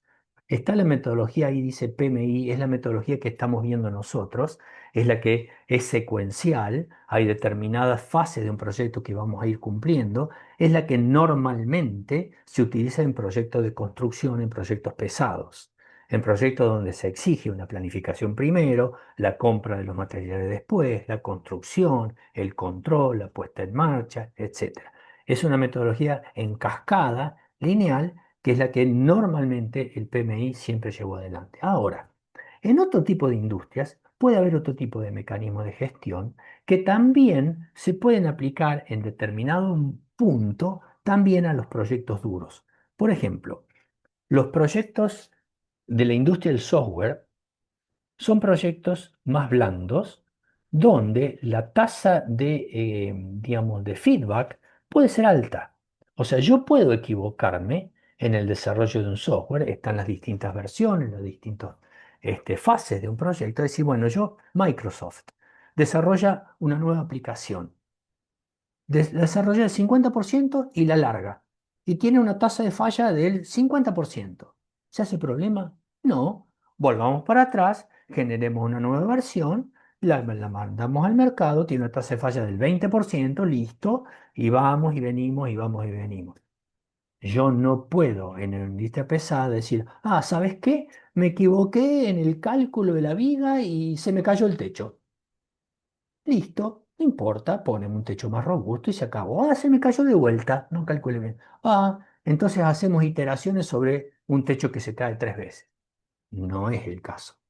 Pero esas metodologías que se llaman ágiles sí pueden servir para que a veces los procesos de planificación se pueden ir haciendo en paralelo con algunas otras fases del proyecto o iniciar una construcción cuando no terminé del todo la fase de planificación y yo puedo empezar a hacer la obra civil cuando todavía estoy planificando la obra eléctrica, porque no van en paralelo. Yo puedo contemplar algunas cosas, entonces puedo tener algunos conceptos de las metodologías ágiles como el PRINCE, el CPM. El CCPM es una metodología que se basa en el camino crítico. O sea, yo calculo el camino crítico del proyecto y hago todas las actividades, pero únicamente las del camino crítico. Las demás las puedo ir haciendo a medida que van apareciendo. ¿Sí? Los proyectos ágiles, Lean. Ahora, hay como una especie de revisión de todo esto, porque hace unos años atrás estaban como de moda y yo fui una vez a una charla muy pesada donde la que dio la charla dijo, los proyectos tradicionales están muertos, todo es ágil ahora, te quiero ver dentro de unos años. Eso está como revisionándose especialmente a la luz de la inteligencia artificial que me da más herramientas más rápidas para los cálculos de las metodologías tradicionales. ¿De acuerdo? Pero los proyectos ágiles a veces no son del todo aplicables a los proyectos de la industria pesada como la refinación, la construcción. O sea, yo no puedo equivocarme en el cálculo de un puente. Lo tengo que hacer toda la planificación antes. Y el riesgo es, pero, es gracioso, porque cuando le hablas a la alta dirección, a la gerencia de un proyecto ágil, te lo compra enseguida, porque creen que la palabra ágil significa lindo, bueno y barato, todo junto. Entonces te preguntan, ¿pero cómo no vas a aplicar una metodología ágil en mi proyecto? ¿No entendés lo que es ágil? Ágil es Scrum, es Sprint, es prueba y error, prueba y error. No puedo probar y equivocarme en esto. Pero entonces el proyecto te va a salir tanto y te va... Son mis metodologías, ¿sí? Pero, insisto, hay otras que están desarrolladas que puedo ir a hacer un merge en función de mi tipo de proyecto y las puedo emplear perfectamente y esas son certificadas. O sea, yo, por ejemplo, Yo estoy certificado PMI, PMP, Project Management Professional, y tengo que, todos los años tengo que volver a generar cierto tipo de actividades para sostener mi certificación. Yo estoy como certificado en el primer de todo eso. Yo no sé de agilidad, no soy certificado ágil, pero hay cierto grado de certificaciones internacionales que les dicen, bueno, este tipo es experto en esto. Ok, bien por todo.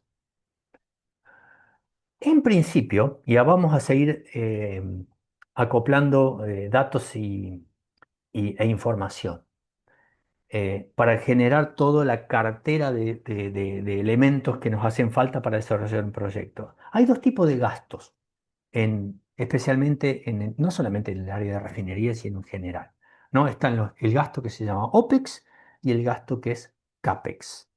El gasto de OPEX, OPEX significa Operating Expenditures, o sea, gastos operativos. El gasto que yo desarrollo para comprar materia prima, para pagar sueldos, para pagar la energía, los gastos que son permanentes y operativos son normalmente OPEX. Los gastos de CAPEX son aquellos gastos de capital que yo utilizo para aumentar el capital de la empresa. Es una idea exclusivamente contable. O sea, ¿quién define esto? El sector de contabilidad de la empresa. ¿Qué es OPEX y qué es CAPEX? Yo, cuando trabajaba, yo tenía un manual que era gordo así, que me lo había pasado la gente de finanzas, que me definía perfectamente qué era OPEX y qué era CAPEX. Y no tiene nada que ver con el volumen de inversión. Por ejemplo, comprar una camioneta nueva es CAPEX, porque aumento el capital de la empresa. Ahora, meterle 30 millones de dólares a una planta para reparar esto y reparar aquello, no genero capital nuevo. Estoy acondicionando la instalación para que vuelva a funcionar. Eso es OPEX. Por más que gaste 30 millones de dólares y 25, no sé, ahora las camionetas están más caras, pero gaste $50.000 en una camioneta. La Ford Ranger sale 75 lucas. Pero bueno, ¿me entienden? Comprar un aparatito nuevo en laboratorio, un analizador nuevo, es CAPEX, porque estoy incrementando el valor del laboratorio. Es CAPEX o una herramienta para el taller, un torno nuevo, una fresadora nueva, es gasto de capital. Pero reparar un intercambiador de calor o ponerle una mejora, que no sea determinado un porcentaje X y Z, es OPEX. A los jefes de planta les interesa que todos los gastos que aparezcan sean CAPEX, porque ellos manejan el OPEX, tienen la responsabilidad sobre el OPEX. ¿Sí? A la gente contable le interesa que la mayoría de los gastos sean OPEX, porque el gasto operativo no deprecia a lo largo de los años, se contabiliza en el primer año de gasto. Ustedes como ingenieros industriales en un futuro lo van a saber, lo van a entender mejor que yo inclusive.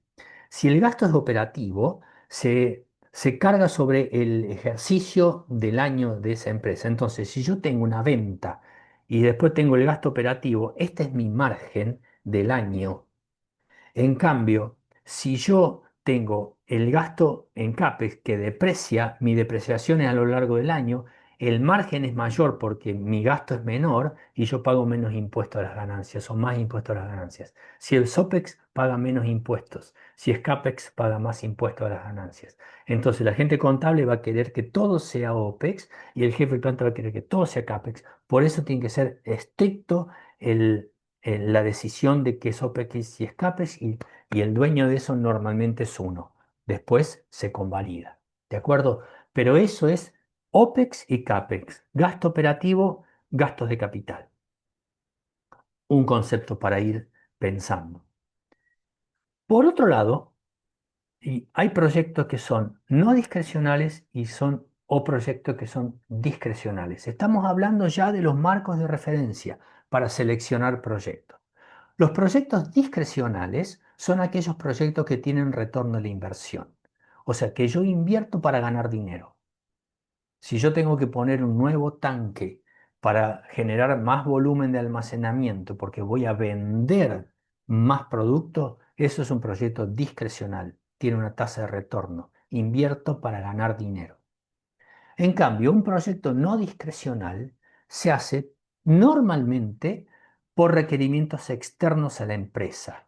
Son aquellos proyectos que yo tengo que desarrollar por alguna imposición externa, una ley nueva que aparece o un requerimiento municipal o lo que sea.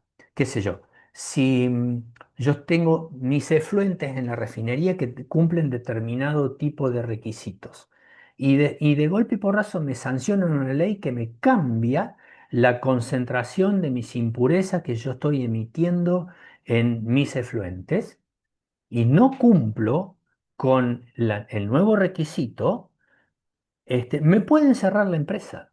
Entonces, es un requerimiento externo. Yo no pensaba gastar esto, no me retorna ningún tipo de dinero, pero si no lo hago, hasta me pueden cerrar la empresa. Es lo que se llama la licencia para operar.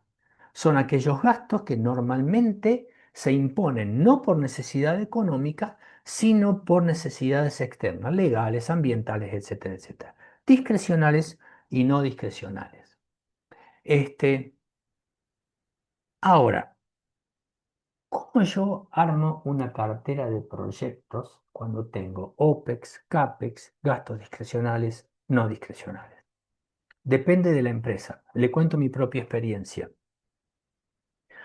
Normalmente la gente de finanzas o el directorio emite un documento a principio de año o cuando empieza a considerarse el ejercicio económico y vos tenés que trabajarlo para después cerrar el presupuesto, te dicen, bueno, miren, el marco de referencia de sus proyectos va a ser este. A mí me decía en determinado momento, el marco de referencia general es que no podés invertir más allá, en general, en total, de la depreciación de la refinería. ¿Por qué? Si la refinería pierde, no sé, 50 millones de dólares por año de valor por depreciación de sus propios bienes, ustedes sabrán entenderlo, y uno de los indicadores económicos del negocio es el retorno sobre la inversión. Si yo invierto más que la depreciación, aumento la inversión, aumento el denominador y mi indicador cae. Entonces, para mantener el valor de la refinería o de la instalación, me decían, el gran marco es no vas a invertir más que la depreciación. Perfecto. Listo. Ahora, dentro de ese gran marco de referencia, yo tengo proyectos discrecionales y proyectos no discrecionales. De acuerdo. Entonces, para cada proyecto discrecional me daban una tasa de retorno de referencia. ¿Qué significaba eso? Yo te voy a dar dinero para este proyecto. El proyecto va a tener una tasa de retorno, lo vamos a ver en un momento. Ahora, este dinero que yo te doy lo puedo invertir en vos, en tu proyecto o en otro lado. Ese otro lado me da una tasa de retorno. Por ejemplo, por decir una pavada, lo pongo a plazo fijo en un banco. Tiene una tasa de retorno de tanto. Si tu proyecto no me da más dinero que eso, ¿para qué te lo voy a dar? Entonces, para cada proyecto discrecional tenía una tasa de retorno de referencia, que era el valor alternativo del dinero colocado en otro lado. ¿Sí? En mi caso, me acuerdo, era el 35% o algo así. Eso es cada proyecto individual discrecional tenía que tener una tasa de retorno del 35%. Perfecto. ¿Cómo hago con los proyectos no discrecionales? Lo que tengo que hacer, todos los tengo que hacer. ¿Cómo selecciono? Entonces trabajaba una matriz de riesgo. La vamos a ver en este momento. Que la pueden ustedes después, cuando les toque, en su propio ambiente laboral, acordarse y desarrollarla simplemente para tener una herramienta, de vuelta hablamos de herramientas, de selección de proyectos que son no discrecionales. Voy a tratar de mostrársela simplemente como información. Si yo tengo un proyecto no discrecional y no lo hago, yo corro un riesgo. Ese riesgo tiene probabilidad y tiene consecuencia. Lo vamos a ver después aplicado a los proyectos. Yo tengo una probabilidad de que ocurra lo que quiero evitar.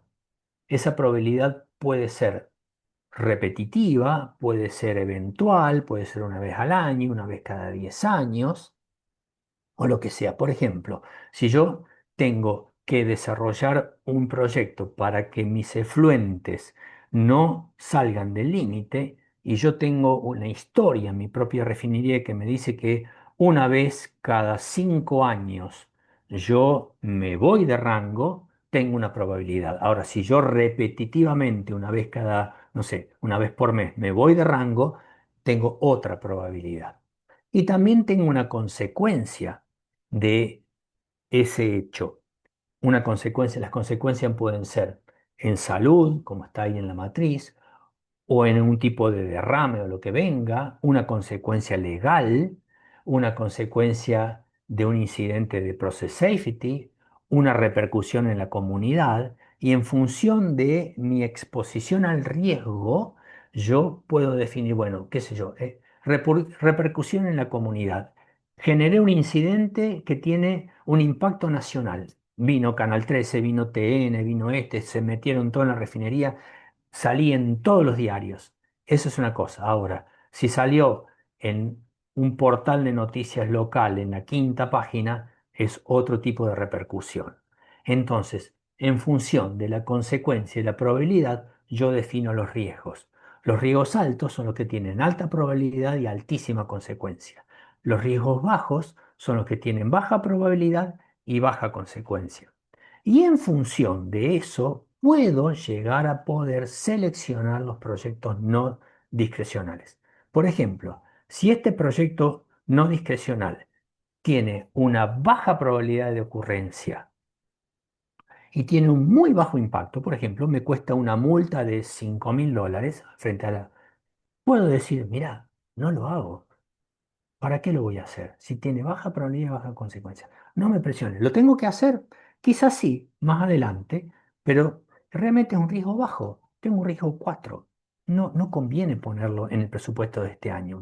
Miremoslo para otro lado. No digo que no haya que cumplir lo legal, ¿eh? No estoy diciendo eso, sino simplemente tengo que evaluar, porque tengo, digamos, una determinada monto de inversión que es limitado.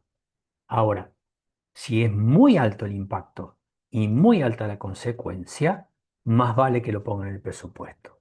Entonces, yo tengo la herramienta para seleccionar los proyectos no discrecionales. Y después al final, ese marco de referencia que les decía, me decían, bueno, suma los discrecionales, suma los no discrecionales, calcula como si fuera una gran tasa de retorno y te tiene que darnos el 10%. Entonces, tenía el marco de referencia grande, tenía la tasa de retorno por cada proyecto discrecional, la matriz de riesgos por los no discrecionales, un marco de referencia general y con eso tenía una herramienta de selección de proyectos. Lo que vimos al principio de todo en el primer slide de la lamparita estaba parado ahí. Tengo un elemento de trabajo de tal manera de tener una herramienta para seleccionar qué proyectos voy a desarrollar. No arranqué con ninguno. Pero la idea de esta primera charla es mostrar cómo se seleccionan los proyectos. Después lo vamos a hacer individualmente. ¿Sí? Decíamos que los discrecionales se basan en la TIR o el BAN, ¿no? No sé si vale la pena, por favor, levántenme la mano si hay que refrescar qué es una TIR y un BAN, pero o lo han visto ya en algún curso o lo que sea. Rápido, rápido, porque se nos acaba el tiempo. El VAN, el valor actual neto, es agarrar los flujos futuros de ganancia a lo largo de los años y con una tasa de descuento que me da finanzas, traer el valor futuro al valor neto presente. O sea, los $10.000 de 2 años vista, hoy valen $8.000, porque si le aplico esa tasa a los $8.000, en 2 años genero esos 10.000. Y voy trayendo la ganancia de todos esos años futuros al valor presente, le resto la inversión y si me da positivo, la inversión es válida. Si da cero, salgo ahí. Si da negativa, no vale la pena el proyecto. ¿De acuerdo? La tasa de retorno es la tasa de retorno que me hace el BAN igual a cero y es la tasa de referencia, la tengo que comparar contra la tasa de referencia que me da finanzas. Si es mayor o menor esa tasa de referencia, el proyecto es válido o no. Tengo ejemplos, no sé si vale la pena, la verdad que este, es un concepto muy contable, pero es el que se usa para evaluar los proyectos de retorno. Una van positiva, una TIR por arriba del valor de la tasa de referencia. ¿Sí? La idea- Bien, entonces, en función de eso, yo puedo avanzar con la iniciativa, puedo postergar la iniciativa y puedo cancelar la iniciativa. ¿No? En el gate 1 me pueden decir avanzar, postergar, cancelar. Paso al gate 2, me pueden volver a decir avanzar, cancelar. Paso al gate 3, puedo avanzar, postergar y cancelar. Pero tengo un mecanismo de selección coherente que me va diciendo dale para adelante, no a la Bartola. Lo pienso y lo tengo. Bien, en los últimos 15 minutos vamos ya a empezar a caminar la flecha de desarrollo ya de un proyecto. Tengo todo lo que hablamos recién. Tengo todas las herramientas de selección, tengo mi roadmap, tengo mi matriz de riesgo, tengo mi tablero de selección, tengo la forma de desarrollar ingenierías, tengo todas esas herramientas y pasé por un proceso de selección y me dicen, bueno, vos, Pierre Rodríguez, tenés esta cartera de proyectos que desarrollar este año, estos 5. Empezá. Y para cada uno de ellos tenés que trazar ese camino que habíamos visto de inicio, planificación, ejecución, control y cierre. Entonces vamos a empezar a caminar esa flecha a lo largo de estas clases, de tal manera de entender qué significa un proceso de inicio, de entender qué significa la planificación, de entender qué es una ejecución, un control y un cierre. Hoy vamos a tratar de entender qué son los procesos de inicio y en las próximas reuniones vamos a seguir adelante con esa flecha. Estamos hablando de esta parte, el inicio de un proyecto. ¿De acuerdo? O sea, estamos acá.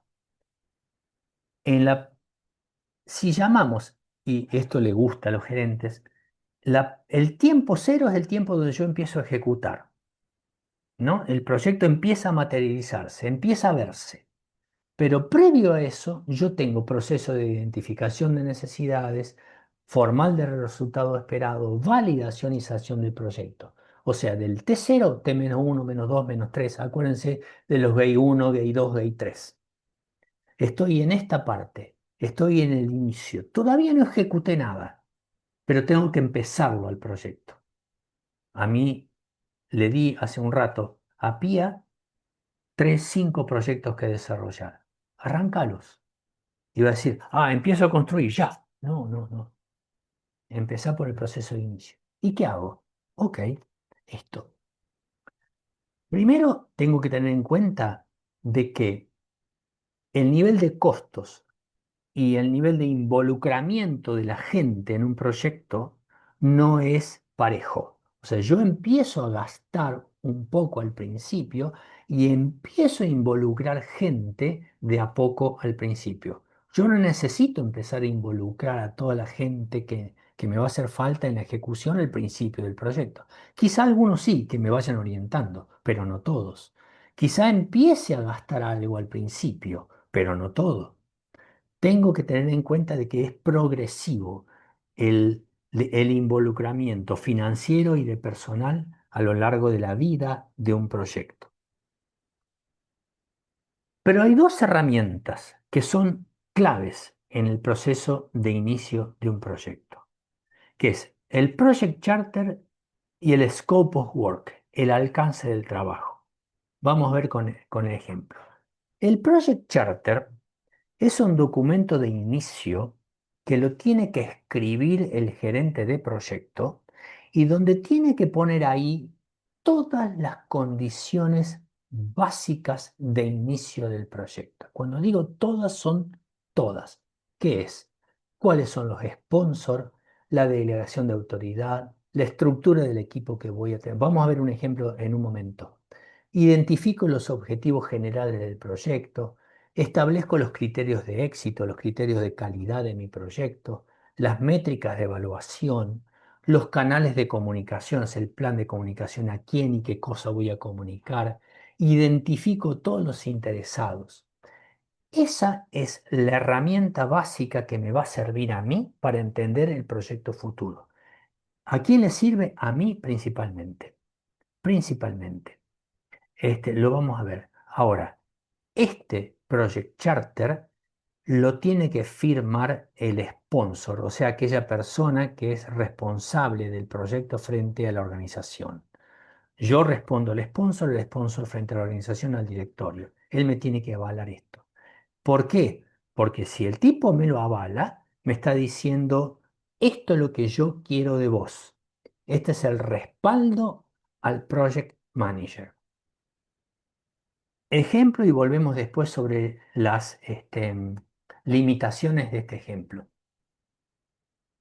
Esto es lo de máxima.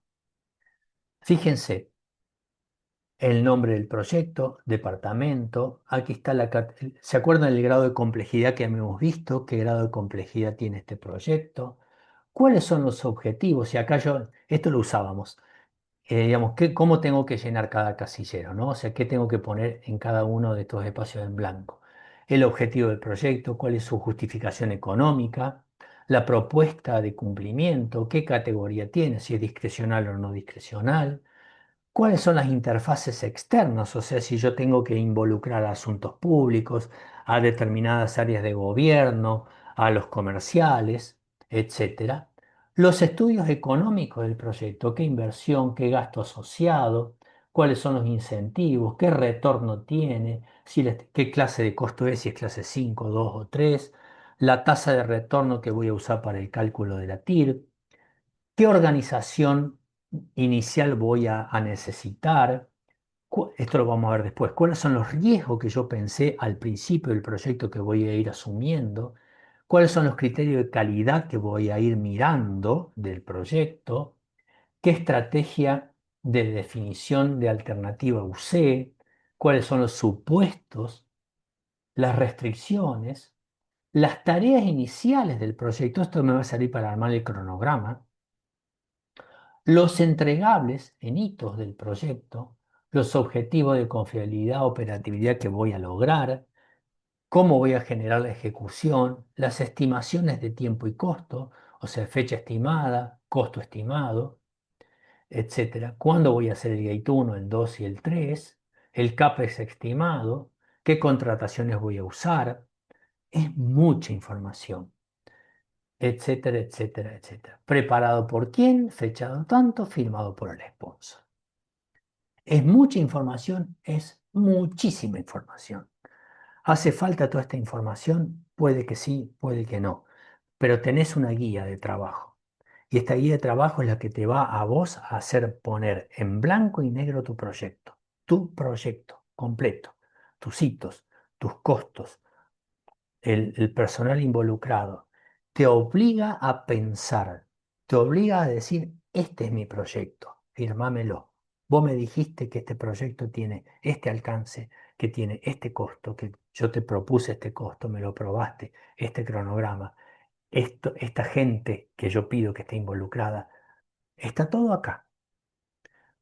En función del tipo de proyecto puedo eliminar alguna de estas áreas, puedo eliminar todas, puedo eliminar todo. Puedo que no exista el Project Charter, puede que no exista el Project Charter. Pero un buen inicio de un proyecto exige que el gerente de proyecto se siente, reflexione sobre el proyecto futuro que va a enfrentar. ¿Y cómo lo hace? A través de un documento central que se llama Project Charter. Primero de dos documentos en el proceso de inicio. Un buen charter una buena documento de estrategia. Y el segundo es el proyecto del Scope of Work. Este es un documento técnico que define el alcance técnico del proyecto. O sea, volviendo al ejemplo de la casa, un buen Scope of Work me define, aunque sea al principio, lo más que yo puedo querer de la casa. Quiero tantas habitaciones, tal tipo de teja, tal grifería, tal escaño, quiero esto, quiero lo otro. Yo me siento con el arquitecto y invierto tiempo en definir el alcance del trabajo, el alcance del trabajo. Esto es lo que voy a hacer en este proyecto. Quiero esta calidad, quiero esto, quiero esto, quiero esto, el alcance, hasta acá. ¿Por qué? Porque el scope of work, el documento de alcance, fundamentalmente me sirve para decir qué no voy a hacer en este proyecto. No te voy a hacer una casa con un garaje para 5 autos. No te voy a hacer una casa con 10 dormitorios. No te voy a hacer una casa con grifería de PVC inyectado, no, abertura de PVC, no sé. No te voy a hacer esto. Y si yo tengo definido, vamos a ver un ejemplo, en detalle, el alcance del trabajo y lo tengo firmado por el interesado que yo definí que tiene que firmarlo, el jefe de planta, el jefe de mantenimiento, el gerente técnico, la organización que sea, cuando llega el momento de que ya que estamos, hagamos esto, le sacás el scope of work y le decís, no está en el alcance del trabajo.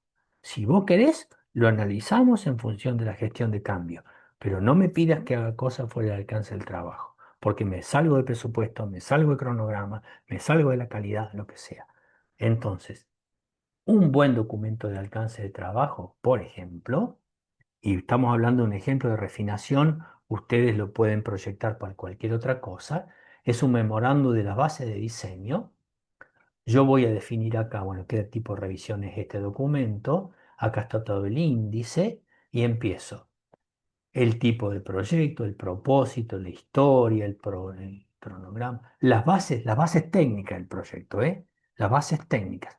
Tal o cual materia prima, tal o cual calidad. Voy a meter en esta planta nueva que estoy desarrollando esta nafta con esta calidad y no me pidan que esta planta dé buenos resultados cuando me cambias la calidad del alcance del proyecto. Este, qué flexibilidad, las bases de materia prima, como le decía, los estudios de planificación, la descripción de las unidades que voy a tener, un documento de 7 hojas.